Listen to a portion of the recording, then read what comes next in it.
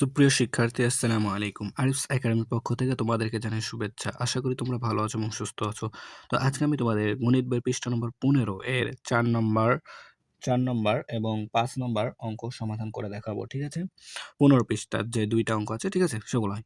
তো 4 নম্বরটা দেখো, বলছে যে 6 অঙ্কের সংখ্যা পর্যন্ত বৃহত্তম ও ক্ষুদ্রতম অর্থাৎ বড় ও ছোট সংখ্যা তৈরি করি এবং খুঁজে পাওয়া সংখ্যা নিয়ে বন্ধুদের সঙ্গে আলোচনা করি। ঠিক আছে? তো দেখো, এখানে আমাদেরকে সংখ্যা তৈরি করতে হবে। ঠিক আছে? তো দেখো, বলেছে 1 অঙ্কের সংখ্যা বৃহত্তম এবং ক্ষুদ্রতম তৈরি করতে হবে। তো ভাইয়া, আমরা জানি যে আমাদের অঙ্ক প্রতীক 0 থেকে 9, তাই না? তো এখানে ক্ষুদ্রতম 0 এবং বৃহত্তম হচ্ছে কি 9, তাই না?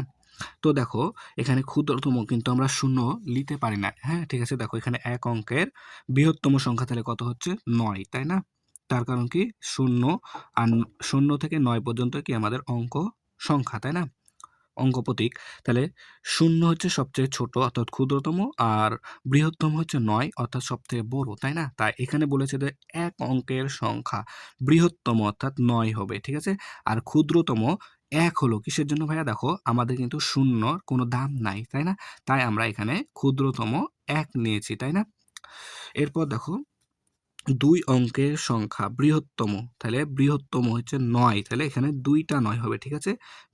2 অঙ্কের যেহেতু বলেছে, তাই এখানে 2টা 9।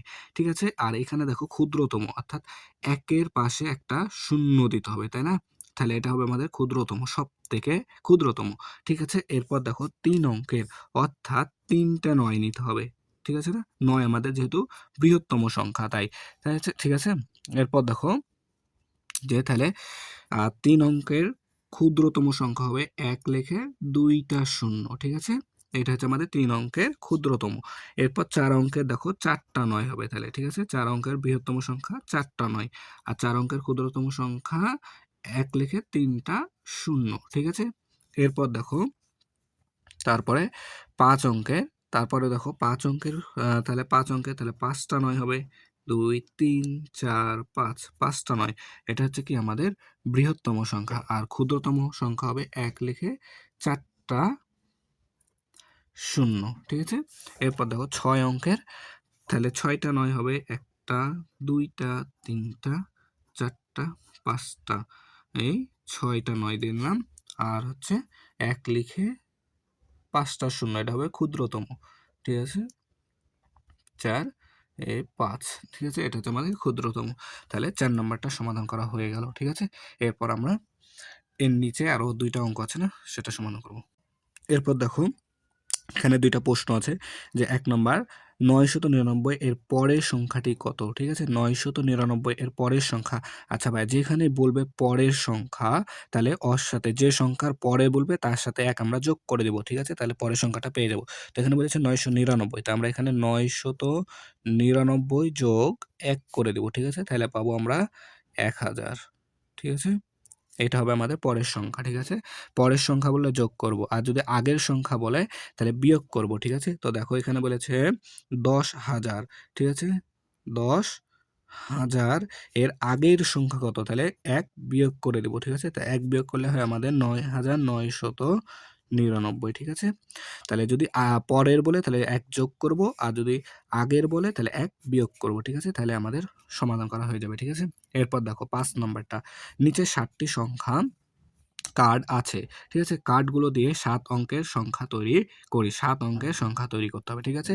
এর আগের ভিডিওতে আমরা এরকম শিখেছিলাম, তাই না? উম ঠিক আছে? তো দেখো, ১ম এ বলেছে যে ১ নম্বরটা দেখো, ১ নম্বর বলেছে বৃহত্তম সংখ্যা তৈরি করো। অর্থাৎ আমাদের এই ৭ টা কার্ড ব্যবহার করে বৃহত্তম সংখ্যা অর্থাৎ বড় সংখ্যা তৈরি করতে হবে। ঠিক আছে? তো এটার আমরা সমাধান করতে পারি কিভাবে? তো ১ম এ আমাদেরকে লিখে দিতে হবে যে কি বৃহত্তম সংখ্যাটি হলো, ঠিক আছে? এটা তোমরা এখানে লিখে দিবা। আমি জাস্ট এখানে খালি উত্তরটা লিখে দিচ্ছি। ঠিক আছে? তো দেখো, বৃহত্তম অর্থাৎ সবথেকে বড় সংখ্যা তৈরি করতে হবে। তো দেখো, এখানে আমাদের সবথেকে বড় সংখ্যা হচ্ছে ৯। তাই ১ম এ আমাদেরকে ৯ লিখতে হবে। ৯ এর পরে সবথেকে বড় হচ্ছে দেখো ৮।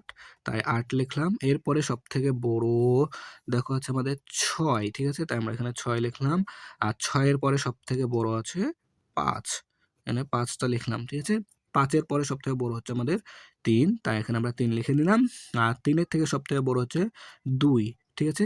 আর ২ এর পরে আছে আরেকটি সংখ্যা ০। তাই আমরা এখানে ০টা লিখে নিলাম, ঠিক আছে? তাহলে আমাদের বৃহত্তম সংখ্যা তৈরি করা হয়ে গেল, ঠিক আছে? এরপর দেখো ক্ষুদ্রতম সংখ্যা তৈরি করো, ঠিক আছে? ক্ষুদ্রতম সংখ্যা তৈরি করতে হবে অর্থাৎ সবথেকে ছোট। তো আমাদের সবথেকে ছোট আছে কি ০, কিন্তু বামের শূন্যের কোনো দাম নাই। তাই আমরা ০ নিতে পারি না, তাই না? তাহলে প্রথমে আমাদেরকে নিতে হবে ০-এর পরে সবথেকে ছোট যে তাকে। তো ০-এর পরে সবথেকে ছোট দেখো আমাদের ২, তাই আমরা এখানে প্রথমে ২ লিখে নিলাম, ঠিক আছে? এরপরে ০টা এখানে বসায় দেব, ঠিক আছে? দেখো এখন এই যে বৃহত্তম সংখ্যা তৈরি করেছি, এখন জাস্ট এটাকে উল্টায় দিলেই হয়ে যাবে। দেখো এখানে প্রথমে ৩ চলে আসবে, এরপর তারপরে ৫ আসবে, তারপর ৬ আসবে, এরপর ৮ আসবে, তারপরে ৯ আসবে, তাই না? তাহলে উল্টায় দিলে আমরা ক্ষুদ্রতম সংখ্যাটা পেয়ে যাচ্ছি। বাট খালি এই যে এই ২ টা সংখ্যার মধ্যে একটু পার্থক্য। ০টা ২ এর পরেই বসবে, ঠিক আছে না? তাহলে আমাদের দেখো ১ নম্বর এবং ২ নম্বরটা হয়ে গেল, ঠিক আছে? এরপর দেখো ৩ নম্বরটা। ৩ নম্বর বলছে বৃহত্তম বিজোড় সংখ্যা তৈরি করো। বৃহত্তম বিজোড় সংখ্যা তৈরি করতে হবে। ঠিক আছে? তো বিজোড় সংখ্যা দেখো ভাইয়া, প্রথমে আমাদের এখানে বিজোড় সংখ্যা কোনগুলো আছে? তাহলে বিজোড় সংখ্যা যে ৫, ৫ হচ্ছে আমাদের একটা বিজোড় সংখ্যা। ঠিক আছে? ৫ হচ্ছে একটা বিজোড় সংখ্যা। এরপরে দেখো ৯ হচ্ছে আমাদের বিজোড় সংখ্যা। এরপরে হচ্ছে ৩ হচ্ছে আমাদের বিজোড় সংখ্যা। ঠিক আছে? তাহলে বৃহত্তম বিজোড় সংখ্যা যেহেতু আমাদেরকে নির্ণয় করতে হবে, তাহলে ৯ প্রথমে আমাদের এখানে চলে আসবে, তাই না? তাহলে ৯ প্রথমে আসবে। ৯ এর পরে দেখো ভাইয়া বিজোড় সংখ্যা, ঠিক আছে? এরপরে ৮ দিতে হবে, ঠিক আছে? ৮, ঠিক আছে? এরপরে ৬, ৮ এর পর ৬ আসবে। হুম? তারপরে আসবে দেখো ৮ গেল কই? ৮ গেছে, ৬ গেছে, আর ৯ গেছে, তাই না? তারপরে দেখো এখানে আমি লিখে নিয়েছি, ঠিক আছে? বৃহত্তম বিজোড় সংখ্যা হলো ৯, ৮, ৬, ৫, ২, ০, ৩, ঠিক আছে? এরপর দেখো ক্ষুদ্রতম জোড় সংখ্যা তৈরি করি। তো ক্ষুদ্রতম জোড় সংখ্যা দেখো ২, ০, ৩, ৫, ৬, ৯, ৮, ঠিক আছে? তাহলে আশা করি তোমরা বুঝতে পেরেছো। তাহলে আজকে এই পর্যন্তই। ভিডিওটি ভালো লাগলে অবশ্যই লাইক, কমেন্ট, শেয়ার করতে ভুলবে না এবং পরবর্তী ভিডিও সবার আগে পেতে আমাদের চ্যানেলটি সাবস্ক্রাইব করে রাখো। আল্লাহ হাফেজ। আসসালামু আলাইকুম ওয়া রাহমাতুল্লাহ।